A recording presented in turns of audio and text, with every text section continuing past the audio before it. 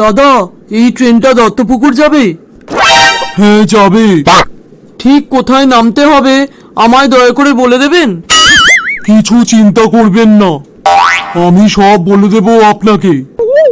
আমার দিকে নজর রাখুন। আমি যে স্টেশনে নামবো তার ঠিক আগের স্টেশনেই আপনি নেমে যাবেন।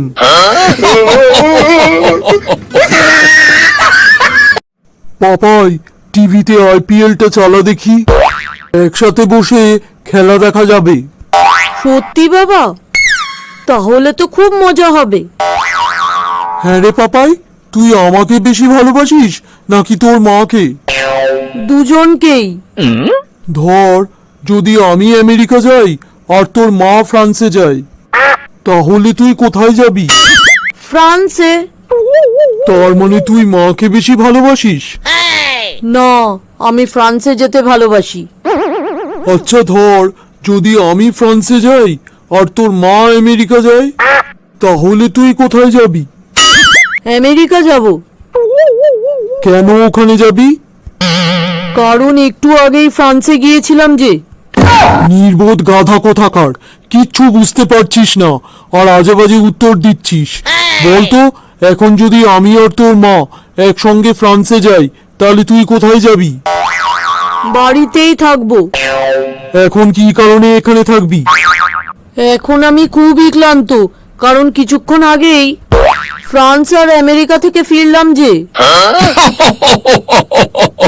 নির্বোধ গবের ছেলে একটা, তোমার সাথে টিভি দেখবই না, তুমি চুপচাপ ঘরে পড়াশোনা করো, এটাই তোমার শাস্তি।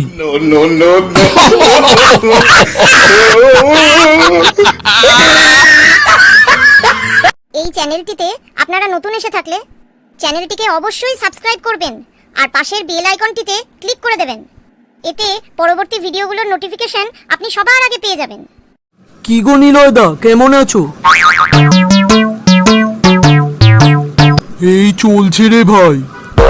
নিলয়দা, কালকে তুমি বিকেলে রাস্তায় যখন আমার পাশ দিয়ে হেঁটে যাচ্ছিলে, তোমাকে আমি কত ডাকলাম, তুমি শুনলেও না আর আমার দিকে তাকালেও না।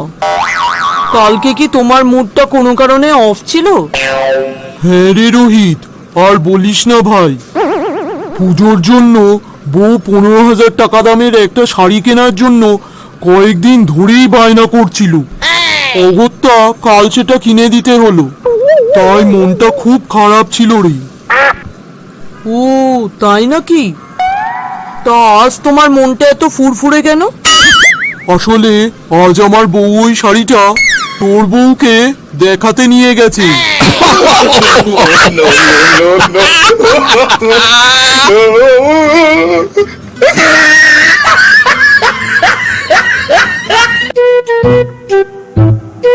গুড মর্নিং স্যার, আপনার জন্য চা এনেছি, ওই টেবিলে রাখো।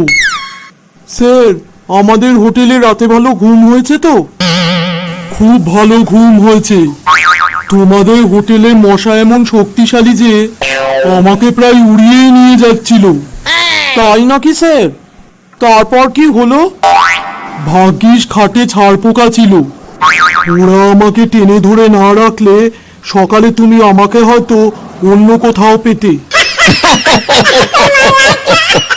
এই ডিভোর্সের মামলায় মহামান্য কোর্ট আপনাকে আপনার স্ত্রীর ভরণ পোষণের জন্য আপনার মাইনের অর্ধেক স্ত্রীকে দেবার আদেশ দিল।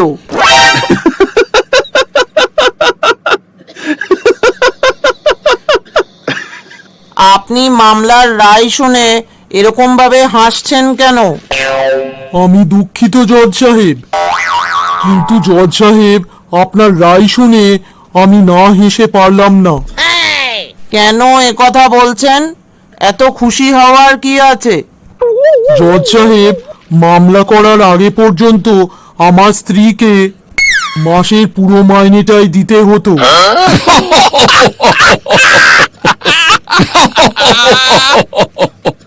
অর্ক, এদিকে বোর্ডের সামনে এসে দাঁড়াও। একটা অঙ্ক দিচ্ছি, বোর্ডে করো তো। ম্যাডাম, অঙ্কটা বলুন। শোনো মন দিয়ে, 15 জন মিলে একটা দেয়াল গাঁথতে 12 ঘন্টা সময় লাগে।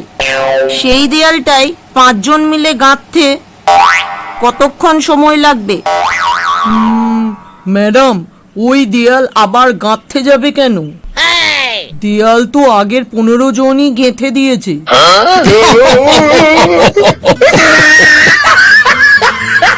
এই ভিডিওটা ভালো লাগলে একটা লাইক করে দেবেন আর ভিডিওটা সবাইকে শেয়ার করবেন প্লিজ।